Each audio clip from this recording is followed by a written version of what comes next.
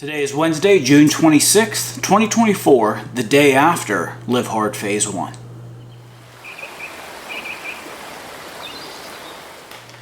I have just completed 30 days of Phase 1 of LiveHard, and for that, if you've been keeping track of all this, there were 10 critical items, critical tasks that I had to get done every single day.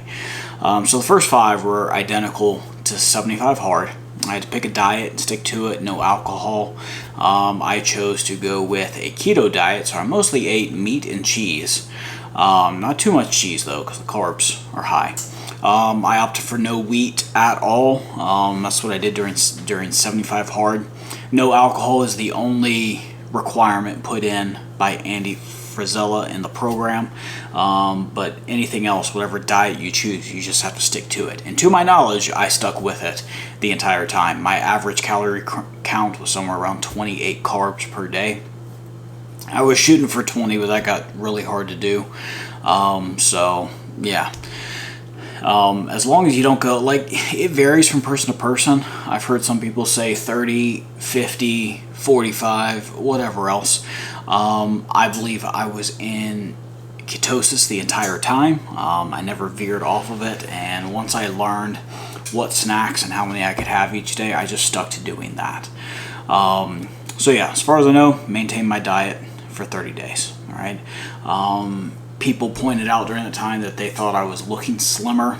I didn't feel that I was, but the day after, I've been able to wear this shirt. Normally, I can't wear these shirts just by themselves. They're too tight. They're the ones with my company on it. I normally have worn them with some type of button-up that's open over top of it, just because they are a little bit tight. So did you like that sound effect? That's the way they fit, and I'm not overly comfortable doing that. Well, today I was able to wear one of these out, and I didn't feel uncomfortable with it. So I do believe I am slimming up. I haven't measured or anything like that. I also think I've slightly bulked up because of the exercising that I've done, and one of the critical tasks that I added to my list that I chose to do. But I'm getting ahead of myself. Each day I had to drink a gallon of water, so I've drunk 30 gallons of water. Actually, probably more than that, because most days I went more. I went just over. I did 2 45-minute workouts today, so that means I did 60 45-minute workouts in a month period. One of them was a ruck every single morning, and then the other one was some type of other strenuous physical activity outside. I did both workouts outside. And there was only one time that it really rained on me. So it's been hot, it's been dry, or else rain has come during the night and such, but, excuse me, it really didn't rain a whole lot during the month that I was doing stuff, and summer came with a vengeance, so it's been quite warm out. I took a progress picture every single day, so you should be seeing evidence of that. I read over 300 pages in my book. I mentioned that the book I was reading was 400 pages, so I got more than 300 done. That includes the introduction, the preface, the foreword, all that other stuff. So I read more than 10 pages per day. I always try and go a little bit extra, especially if there's partial pages, like at the end of the chapter or beginning of one, depending on the formatting. I try to get in 10 full pages. I don't want to cheat at all. All right, so those 5 things: the workouts, the diet, the water, the picture, and the reading 10 pages. Those are all the same thing from 75 hard that are part of phase 1 of the LiveHard program. All right, but there's 5 other things. 2 things are mandated by Andy Frisella, and then the other 3 you get to pick. All right, so that adds an additional 5 critical tasks. So the 2 things that are mandated by Andy Frisella is a 5-minute cold shower every single day. So what I would do for that, after my second workout, I would go get in the shower. I would keep my watch on, and I'd get in the shower just like normal, have the water warm, or hot, probably warm. It's summer, so I like my showers a little bit cooler than in the winter time. So I get the water like I like it. I would turn my stopwatch on, get ready, and then I'd turn the water to cold, and I'd wait for the first audible, involuntary, the sharp inhale from when you get really cold, when it just takes your breath away, not in a good way. That's when I started my timer, and I kept some part of my main body core, all right, the midline of my body underwater. So sometimes it's my back, chest, head, whatever else. I found it easier just to stay under there as best as you can, and you'll adjust to the water fairly quickly. And then, after 5 minutes, I turned it to warm, took my watch off after I stopped the timer, and was good to go. So I did that every single day, and I always timed it with my regular shower that I would take after my workouts. There were a couple days I had to do it before my second workout, but it's just the nature of it. All right, the second thing of the new 5 items that were mandated by Andy Frisella is 10 minutes of active visualization. All right, in the book, he says that he did this right before bed while he was lying in bed with his eyes closed. He'd think about the future and then go to sleep afterwards. That's dangerous for me, and actually not really practical, because I film one of these videos every single day. So I can't do that after I lie in bed, otherwise I have to get up, come and record stuff, and when you're that tired at the end of a day, lying in bed, it does not take me 10 minutes to fall asleep most of the time. So I did that. I was normally sitting on the couch, but I did have my eyes closed. And as I was planning out my primary aim, it's the start in the E-Myth Revisited book, where it has you go through, and as you're planning a business, your business needs to be aligned with your personal values. And so that's the first step of establishing where you want your life to go. What are those goals? What are the benchmarks that are going to be there? Plan all that stuff out. And so because I was going through that actually gave me specific things to visualize about, not just at the end of my life, but some of the benchmarks along the way. All right, predominantly the closest benchmark, which is my 2-year goal. I'm not going to go into detail about that, but I spent a lot of time thinking about that, what that would be like, what that would look like, how I would do things in my business, what the vendor shows, what the space would look like, what some of the workbenches that I would build and design things, because I've got a modular system in mind for that. Oh, it just started raining pretty hard here. So 10 minutes every day you just spend thinking about the future. So like I said, most days it was my 2-year goal, but sometimes it was my 10-year, my 20-year, my lifetime goal. What I want to be doing at the end, the final place that I want to live, the land that I want to be on. Really good stuff. Because keeping that in the forefront of your mind will help give you the discipline, and I guess the motivation. Probably not a great word, but the internal motivation to keep on going so you can achieve your goals. All right. In line with those goals, the last 3 items, the things that you have to add, should be things that go on your power list. Your power list are the 5 things that you give yourself to do every single day. So if you're already doing the power list, you add 3 things to it, making 8 total. I was not already doing the power list, so I just had my 3 things. So my 3 things that I chose, all right. 1, I wanted to write a full page copy of a portion of the Bible every single day. I'm working my way through the book of Genesis, and so I don't remember where I was when I started, but I'm through Genesis 35, and each of these pages is front and back. Right, there's 2 pages stuck in here, so it looks front and back with the plastic sleeves, but this is all handwritten book of Genesis, and I'm about 2/3 of the way through. All right, it takes a long time to handwrite this stuff, and some of these chapters are really long, but I wanted to do this for a couple reasons. It's just something that I remember my dad talking about years ago, how he thought it'd be a good idea to have a handwritten copy of the Bible, and so that's kind of always stuck with me, and I started it years ago. By started it, I mean I had 1 page written. And it's something that this calendar year I've tried to continue on. I just hadn't been consistent with it. But the reason I want to go ahead with this is because I've read the Bible through several times. I've listened to it all the way through. And so this is another way that I can get the Bible into my head. and that is through the medium of writing. Because not only am I writing, I'm actually reading as I'm going, and it forces me to slow down. So that means I spend more time focusing in on what it's saying. I have to be very careful that I get every word correct, because this is God's written word, and it must be handled with care. So I'm not throwing out a whole piece of paper, if I mess up on something, but I did white out any mistakes that I made and wrote over it, and such. And so I've really enjoyed that time. It's a relaxing time for me as I'm writing that stuff out.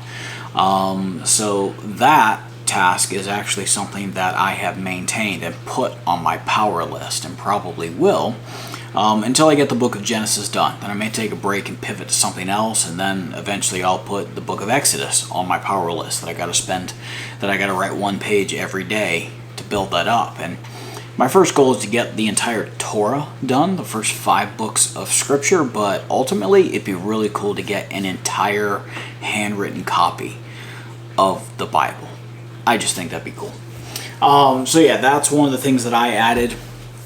Another thing I added was to work 1 hour, to spend 1 hour of my day working on my business and not in my business. In my business is making purchases for the materials that I need. It's manufacturing, putting together items. It is shipping things out to people. It is making content for YouTube, for the business and such. That's working in your business. Working on your business, it's a process described in this book, okay, which I've talked about several times through 75 Hard, and it's come up a few times through the LiveHard program.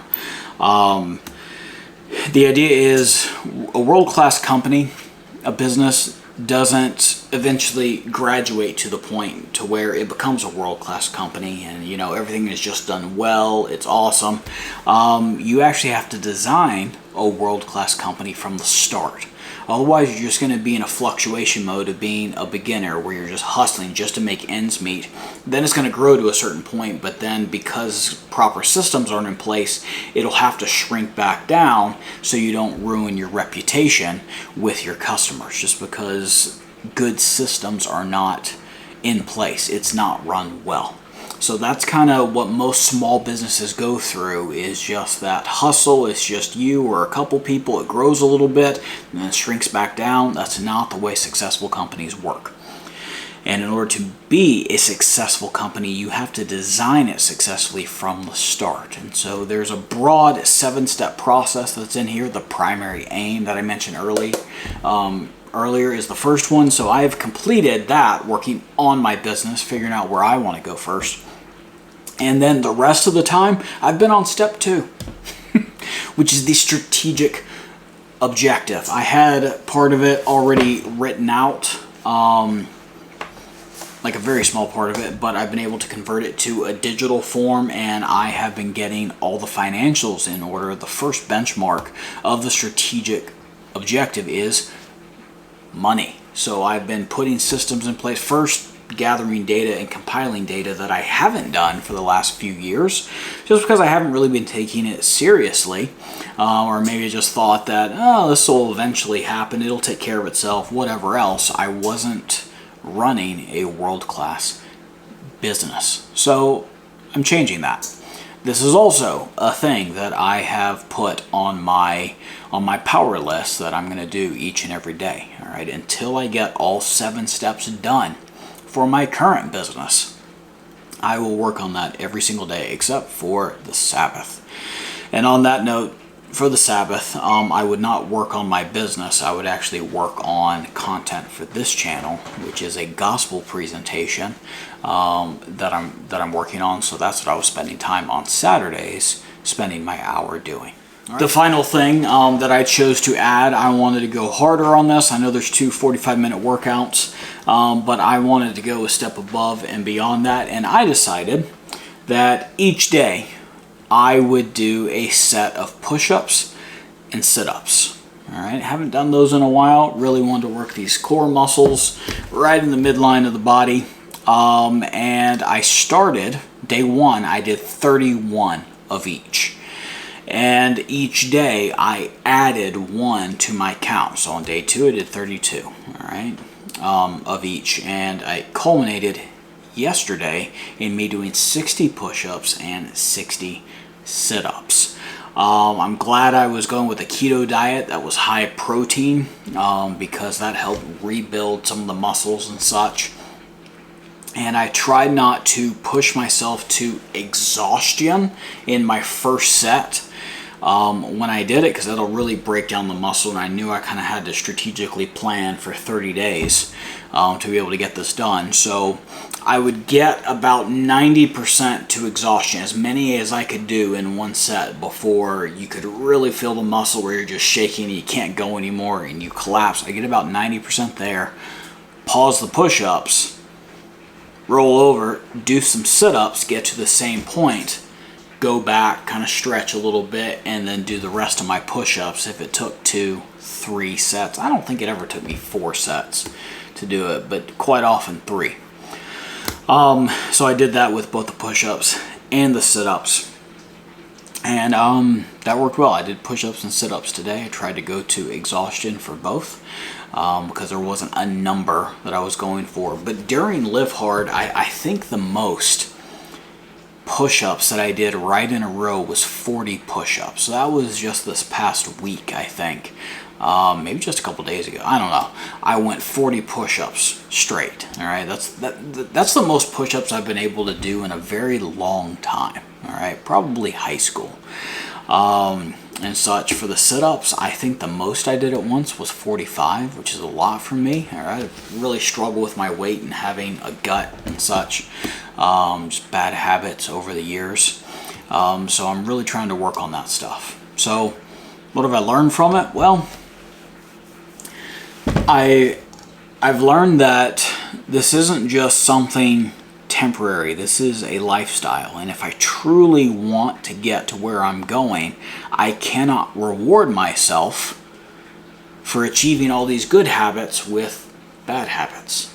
All right, I can't go out and just, punish some cake or something like that, or eat a donut, which again, I haven't had a donut since August. All right, I'm not going to eat a bunch of junk food, not going to go get fast food, I'm not eating bread, nothing like that, because I want to keep the momentum going. So I've disciplined myself previously for 75 days.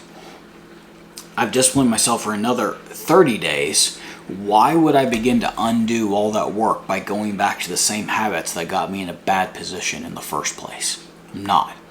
So I've started my own power list. I had 5 items on there. One of them was a workout. My wife joined me today, so I rocked. That's my first workout for the 75 Hard and for the LiveHard program phase 1. So I'm just going to continue that trend of doing that one workout for 45 minutes. I'm going to continue reading in my book. Told you, working 1 hour on my business. That's something I'm adding every day. Writing 1 page of scripture, I'm adding every day, and then there's going to be some work in my business today. I had very specific items that I wanted to get done, and so I got those done. So my 5 things are done for the day. All right, and right after this, I'm going to write down 5 more things that I need to get done tomorrow. One of them will be working on the business. One of them is a workout. One of them's writing a page of scripture. Probably reading is going to be on that. And then there's something else that I have in mind that I'm going to do tomorrow for my business. So that's kind of where I'm at right now with some things, because I really want to keep these habits, keep them going, develop positive things, and just reap the benefits of the culmination of day after day, week after week, month after month, year after year of doing good things every single day and winning each and every single day. So today's a win. It's the day after LiveHard Phase 1. Thank you for joining me. I pray that you're blessed. Bye.